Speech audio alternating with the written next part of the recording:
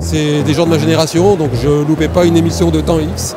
Ça a vraiment été dans le tournant des émissions où on apprenait la science. Vous êtes non seulement les acteurs du monde de demain, mais vous êtes aussi ceux qui allaient le construire. Je pense qu'ils ont été les précurseurs, ils ont inspiré pas mal de personnes à faire ce genre d'émission. C'est vraiment superbe, donc de les voir en vrai, en réalité, voilà, ça dépasse toutes mes espérances. Le monde vous appartient. Dans l'univers, comme nous le disions, rien n'est impossible. Vive les geeks de Lyon! Bonjour à tous, ici nous sommes à la Geek Touch et à la Japan Touch Haru 2017 avec les frères Bogdanov. Vous allez bien? Oui, super! Bonjour à tous.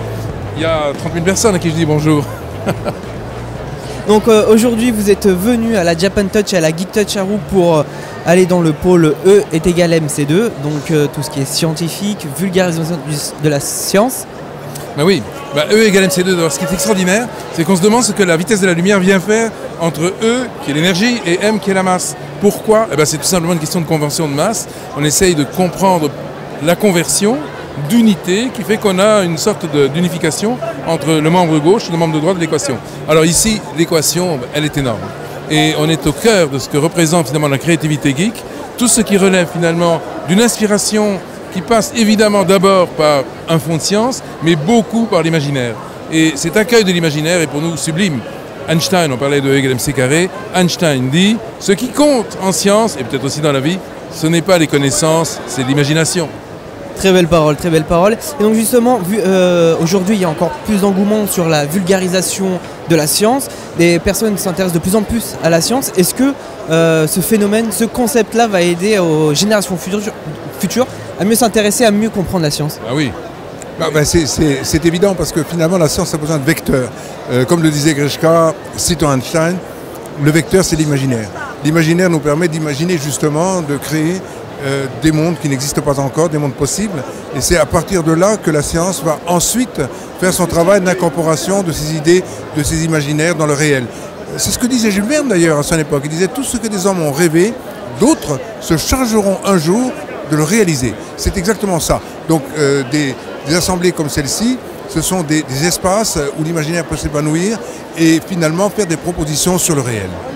D'accord. Et justement aujourd'hui vous allez avoir une conférence ici aujourd'hui dans le salon de la Geek Touch, mais aussi pour dédicacer votre livre. Bien sûr, oui. En fait on est, Igor et moi, sensibles à ce spectacle du monde qui est en train de naître, pas seulement le monde d'aujourd'hui, qui est là, qu'on voit, qui est déjà passionnant, mais ce monde de demain, qui est tout près. C'est le monde de demain, on pense que c'est très loin, 10 ans, 15 ans, 20 ans. Pas du tout, c'est à quelques mois d'ici. Et ces quelques mois, il faut les franchir. 4 grandes révolutions pour les franchir. Révolution spatiale, révolution numérique bien entendu, révolution, ce qui va de soi aussi, biologique, et enfin énergétique, transport. Et là, une fois qu'on est au cœur de ce trèfle à 4 feuilles qui va définir la chance de vivre dans ce monde dans lequel, effectivement, on commence à rêver, eh bien, effectivement, notre mission, Igor et moi, c'est de le faire partager, de l'ouvrir, et avec tous ceux qui sont là, qui sont aussi dans cet intérêt. On a une devise, en fait on en a deux. Il y en a une qui consiste à dire, surtout n'oubliez pas l'avenir, ça c'est une chose, et puis il y en a une autre qui consiste à dire, dans l'univers, rien n'est impossible. Est-ce que vous avez un petit dernier conseil à nos amis lyonnais de la Geek Touch pour passer le pas et s'intéresser sincèrement à la science? Oui, bien sûr.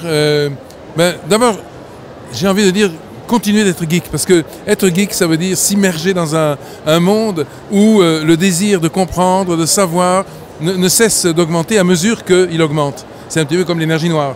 Il y a une accélération, et vraiment, je pense que le meilleur souhait, évidemment, qu'on puisse donner, c'est de dépasser justement à la faveur de cette croissance les frontières dans lesquelles, a priori, on croit être enfermé. En fait, la connaissance, c'est un monde que l'on conquiert, mais que l'on n'occupe jamais.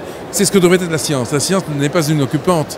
La science doit être simplement dans un esprit de conquête, dans un esprit de joie aussi, de joie partagée. Donc je pense que la meilleure façon, évidemment, de coexister avec ce monde geek sublime dans lequel on voit ici, évidemment, briller toutes les facettes, eh bien, c'est de dire soyez conquérants et soyez heureux dans cette conquête. Et surtout, de reprendre pour chacun à son compte cette fameuse devise qui est la nôtre. Dans l'univers, rien n'est impossible. Eh ben, c'est une très belle fin que vous nous avez offert, les frères Bogdanov. Merci encore de votre accueil. J'espère que vous allez passer un très bon séjour avec nous. Oui, nous aussi, on est absolument heureux d'être ici. Avec grande joie. Et on y restera au moins pendant 1 an.